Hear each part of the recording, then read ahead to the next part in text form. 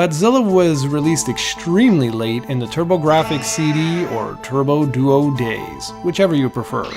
Alongside the Dynastic Hero and Bonk 3, Bonk's Big Adventure, this was pretty much it for the Turbo franchise in North America.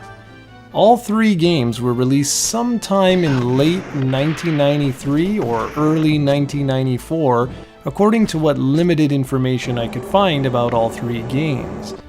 What you're seeing here is based on the PC Engine Works Memories TurboDuo Edition Compilation Reproduction set. The set includes Godzilla, the Dynastic Hero, Dungeon Explorer 2, and Bonk 3, Bonk's Big Adventure. Each of these games sells for around $500 individually on eBay, whereas the set goes for around 119 euros. It's expensive to be sure, but the quality of the collection is outstanding, and it's a far cry from the $2,000 you'd have to spend for the original discs. Alright, enough with the disclaimer, let's jump right on into the game itself. Godzilla was once considered the very best Godzilla game ever made, or at least up to that point.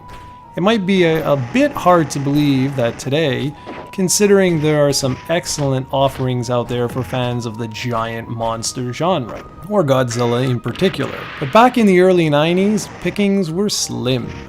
Godzilla is essentially a two-player fighting game much like Street Fighter II, and in fact, most of the in-game moves are based on Street Fighter II. There are 16 massive beasts in the game, 15 of which are playable in the Versus mode.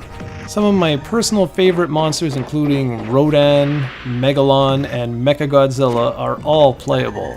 The fighting is significantly slower than what you're most likely used to, and it's slower than most of the fighters from the time of its release. However, it kinda makes sense considering these are supposed to be massive 60-meter tall beasts, so obviously they're gonna move slower than a human fighter.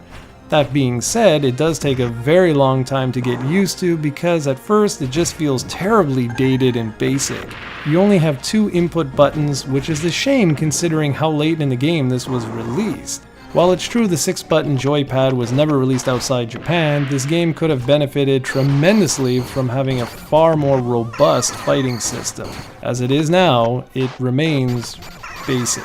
Most of the standard and special moves are fairly easy to perform, however there are a few exceptions. Up, back, forward, button 1 and 2 is a good example. That's how you perform Godzilla's atomic burst move, and it's extremely challenging to pull off. There are a few other examples like that which take a lot of practice to pull off with any proficiency. Instead of the traditional best of 2 rounds, players have to down their opponent in a single round. What the developers did instead of having 2 rounds was they extended the player's life gauge so that the duration of a fight is more or less equal to 2 rounds of other fighters. Well, it kinda depends. If there's one major complaint I have outside the extremely slow and basic gameplay, it's that the graphics don't do a good job showing off the sheer size of these monsters. Most of the backgrounds are sparse, featuring next to no detail. It's just you and another monster on some barren wasteland of a level. Of all the included stages, I think only the Megalon stage does a decent job of showing the action in an appropriate manner, and even then it's nothing impressive. By far the most impressive aspect of the graphics has to be the overall presentation though. From the opening cinematic to the way the fights start, the game does a great job making you feel like you're about to witness something awesome. It just fails to deliver on that promise once the fighting starts. The sound effects and music are all well done, and hearing that classic roar is always a treat. Godzilla may have been one of the very last officially licensed TurboDuo games released in North America, but it fails to really capture the essence of Godzilla, at least in my opinion. This is one I had never played before, so I have no nostalgia for it. But playing it today in 2015, I don't really see why it was so revered for its time outside the excellent build-up and presentation. Maybe it's just too slow for me.